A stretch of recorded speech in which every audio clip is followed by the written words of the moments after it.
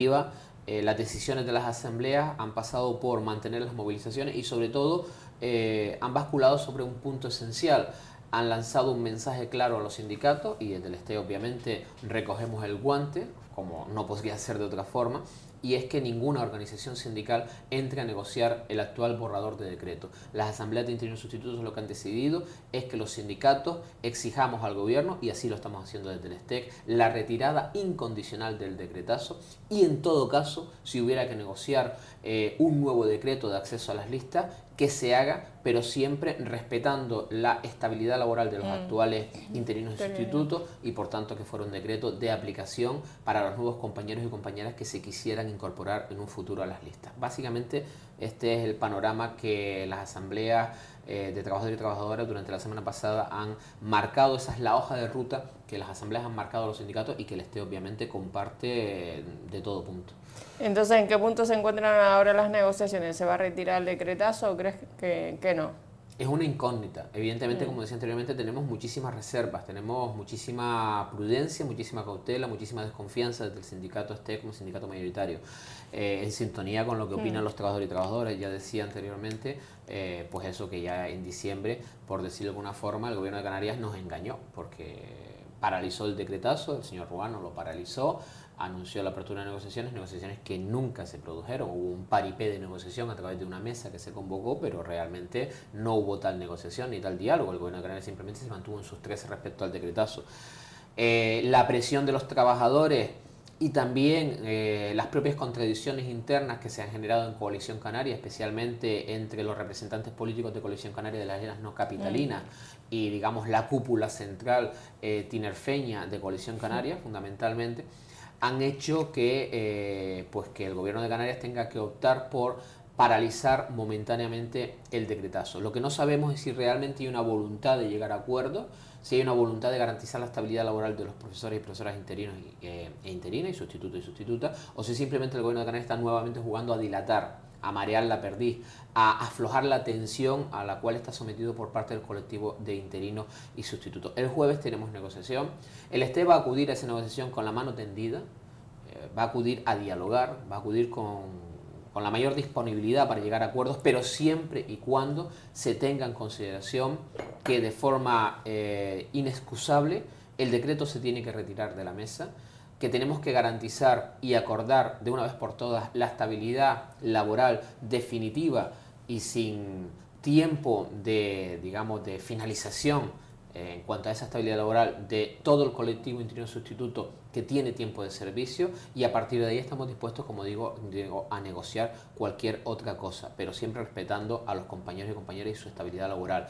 El jueves saldremos de dudas. Nosotros, como digo, tenemos muchos recelos y mucha desconfianza porque este gobierno, obviamente, hablando claro, no es de fiar, no es un gobierno que se caracterice por su facilidad de diálogo ni por su talante negociador. De todas maneras, esperamos que reine un poco la cordura, que la presión de los trabajadores esté haciendo efecto en el gobierno y que incluso esas contradicciones internas de Coalición Canaria, de una forma definitiva, orienten la cuestión hacia la retirada definitiva del decretazo. Hay que entender, por ejemplo, que ha habido movilizaciones muy importantes que han hecho mucha mella, digamos, en el seno de Coalición Canaria, sin ir más lejos, el encierro que protagonizaron los compañeros y compañeras interinos sustitutos, con el STE y otros sindicatos también apoyándolos en el Cabildo de Fuerteventura, y el que se hizo también con anterioridad en el Cabildo de La Palma. Eso produjo el que ambas instituciones, gobernadas por Coalición Canaria, aprobaran de forma casi inmediata mociones en sus plenos cabildicios, instando al gobierno de Canarias a retirar el decreto, a garantizar la estabilidad del colectivo interior sustituto y en todo caso a abrir negociaciones. Eso ha sido, digamos, un factor, creemos, muy importante, originada por la movilización y por la presión de los propios trabajadores y trabajadoras. Entonces, el jueves saldremos de dudas, pero esperamos que realmente podamos el jueves dar por cerrado este conflicto con la retirada definitiva del denominado decretazo. De todos modos, ¿crees que la población sabe cuáles son los motivos por los cuales están ustedes en contra del decretazo, Fernando? Hombre, yo creo que se está informando bastante. Obviamente la capacidad que tenemos las organizaciones sindicales y los propios colectivos de trabajadores de llegar a la población es mucho menor que la que tiene lógicamente el gobierno de Canarias.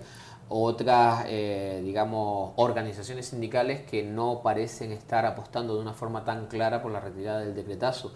Hay obviamente bastante confusión, porque se suele gratuitamente acusar a los interinos sustitutos de no querer aprobar oposiciones, de querer mantenerse en su puesto de trabajo de forma gratuita. Porque, perdona que te interrumpa, porque sí. no es cierto que las oposiciones se hayan convocado año tras año para determinadas especialidades. Efectivamente, estamos hablando de un colectivo de trabajadores y trabajadoras de una media de edad bastante elevada, de más de 40 años, donde la inmensa mayoría además son mujeres, y esto hay que tenerlo muy en consideración desde el punto de vista de la discriminación de género y del enorme paro que aqueja pues al sector femenino de la población. Además estamos hablando de compañeros y compañeras que también tienen una media de experiencia, de servicios a la comunidad autónoma en educación y en otros sectores como sanidad. Como sabemos, este decreto afecta a todas las consejerías excepto a justicia. Una media elevada que en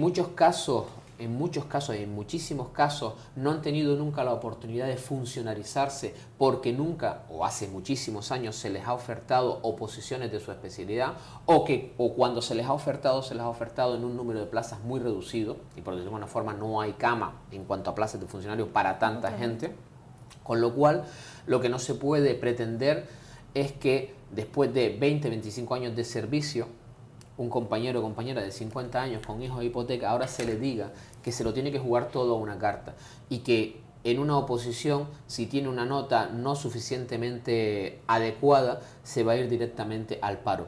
Máxime cuando lo único que busca la administración educativa no es la estabilidad de los claustros ni la estabilidad laboral, lo único que busca es quitarse de encima a este colectivo de trabajadores interinos sustitutos de más de 5.000 en el ámbito educativo, para ahorrarse la antigüedad que tienen acumulada en forma de trienio. Y máxime cuando la consejería dice que las nuevas listas de interinos sustitutos se van a crear o se van a reordenar cada vez que haya oposiciones. Es decir, y hablando de una forma clara, los nuevos opositores libres que legítimamente quieren trabajar y que a través de estas oposiciones, si no obtuvieran plaza, entrarían en las listas de interinos sustitutos, según el decretazo, serán los futuros interinos y sustitutos dentro de 2 años que estarán peleando por su estabilidad laboral. Nosotros no estamos dispuestos desde el STE a aceptar cambalayes que supongan quitar trabajadores para sustituirlos por otros, quitar trabajadores experimentados para sustituirlos por otros no experimentados. Nosotros queremos estabilidad laboral para el colectivo interior sustituto y además queremos también vías de acceso para los opositores libres.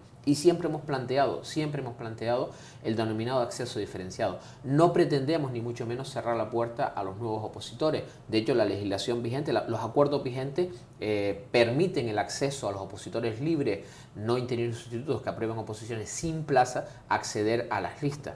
Nosotros apostamos por un acceso diferenciado donde en las ofertas de empleo público se distribuyan las plazas, la oferta de plaza entre los interinos y sustitutos para que compitan por ellas y entre los opositores libres, que haya una distribución de plazas, en definitiva unas oposiciones restringidas, pero oposiciones donde haya que batallarlas para los interinos y sustitutos y unas oposiciones para los libres. Lo que no tiene ningún sentido es poner a competir a un compañero de 55 años o compañera con 25 años de antigüedad al que prácticamente nunca se le ha dado la oportunidad de opositar, ponerlo a competir a riesgo de perder su puesto de trabajo con un compañero de 25 o 26 años recién salido de la facultad, con una preparación más fresca y sobre todo con mucho más tiempo normalmente para estudiar. Eso es absolutamente ilógico. Pero sin experiencia, ¿no? Y sin experiencia, por supuesto, y sin experiencia, pero con toda la legitimidad para trabajar, obviamente, pero no tiene sentido.